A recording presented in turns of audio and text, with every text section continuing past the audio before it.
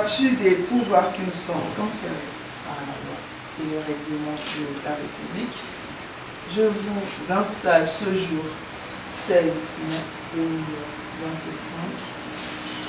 dans vos fonctions de directeur des transports urbains de la ville de Brazzaville. Il a pris officiellement les commandes de la direction des transports urbains de la ville de Brazzaville. Lui, c'est le distingué conseiller Sir Eloge Moutou. Il remplace à ce poste M. Maxime Mongo, appelé à d'autres fonctions. La passation de service entre les deux directeurs, l'entrant et le sortant, a eu lieu ce 16 mai sous la direction de Kodi Sake, secrétaire général de la mairie de Brazzaville et en présence du premier vice-maire Corinne Nzembo. S'exprimant à cette occasion, le directeur sortant a relevé la problématique existante entre ces syndicats des transporteurs. Mais ce qui nous empêche ici de travailler, il faut peut-être trouver des solutions. Le plus tôt possible. J'ai au point de vue de test, c'est déjà clair, mais dans la pratique, c'est pas ça. C'est la guerre que livrent les syndicalistes qui sont dans le secteur du transport. C'est la guerre de positionnement d'argent. Et donc, nous, la mairie, nous, au nom de l'arbitrage, on essaie de trouver parfois depuis des solutions, parfois mal compris. Ce qui pose problème. Vous allez voir, c'est tellement de l'histoire depuis ça a commencé avec le maire au Cana, on est passé à Mopanda, Madame Ewolo, alors c'est toujours la même chose. Et aussi, il faut vraiment qu'on essaie de réfléchir. Dans son speech de circonstance, le directeur entrant a fait un aperçu de ses priorités axées sur la réalité du vécu quotidien des populations, à l'instar du réseau routier, du fonctionnement des syndicats des transporteurs ainsi que de la problématique des taxis-motos.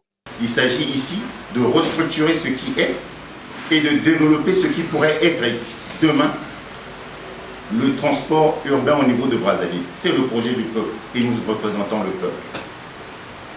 C'est ça. Donc, ce projet a certains axes.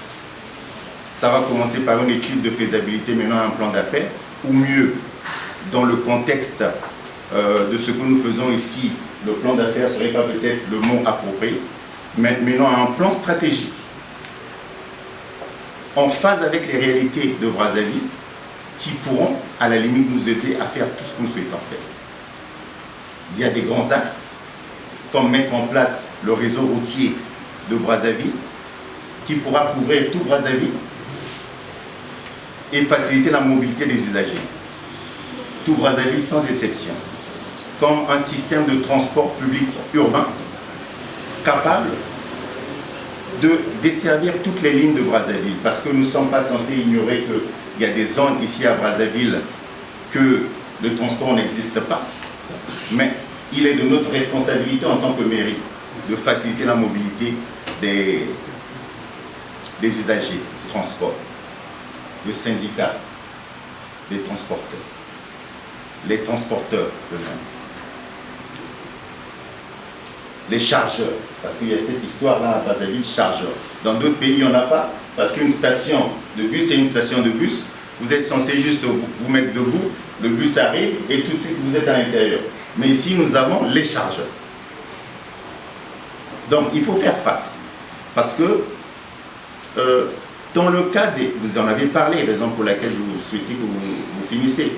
Dans le cas des syndicats, des chargeurs, de transporteurs par exemple, nous parlons là en termes de syndicats.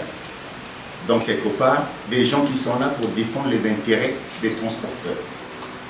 En aucun cas, un syndicaliste ne peut devenir un propriétaire de stade. Ce n'est pas possible. Ils sont là pour défendre des intérêts. Ils ne peuvent pas se substituer, n'est-ce pas, aux transporteurs eux-mêmes.